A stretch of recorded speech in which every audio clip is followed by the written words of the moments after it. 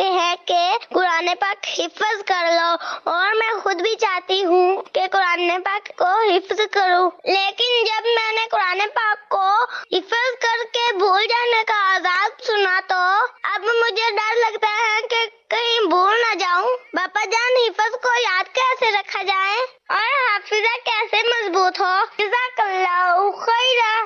ماشاء اللہ، آپ کا خوف خدا، مرحبا، اللہ برکت دے۔ بیٹے حفظ کریں، اور اس کو یاد رکھنے کا یہ کہ بس روز تلاوت ہوتی رہے۔ بعض سے بھی ہوتے ہیں جو ایک منزل روزانہ تلاوت کرتے ہیں، تو اس طرح ہفتے میں ایک بار ختم ہو جائے گا، مہینے میں 4 قرآن ختم ہو جائیں گے، یا پھر یہ کہ کم از کم ایک پارہ بھی روز پڑھتے رہیں تو انشاءاللہ حفظ یاد رہے گا۔ ہاں بالکل، حفظ کر کے بھول جاتے ہیں، چھوڑ دیتے ہیں، تو اس طرح یاد رکھنا پھر یہ کیسے یاد رہے گا؟ تلاوت کرتے رہیں تو یاد رہے گا انشاءاللہ۔ حافظہ کیسے مضبوط رہے، اس کا وظیفہ؟ اس کے تو ایک پورا رسالہ ہے مکتبۃ المدینہ کا، قوت حافظہ کے بہت سارے اوراد ہیں۔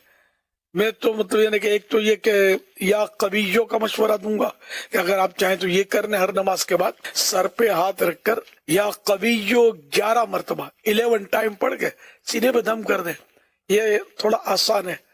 اس کے علاوہ ایک وظیفہ یہ ہے کہ ہر نماز کے بعد یا عالم ہو یا علیم ہو یا حافظ ہو یا حفیظ ہو یا ناصر ہو یا نصیر ہو، یہ 5 بار یا 7 بار یا 11 بار پڑھ کر اپنے سینے پر دم کر لیا کرے، اللہ کرے گا تو حافظے میں مضبوطی رہے گی انشاءاللہ الکریم۔ صلو علی الحبیب صلی اللہ علی محمد۔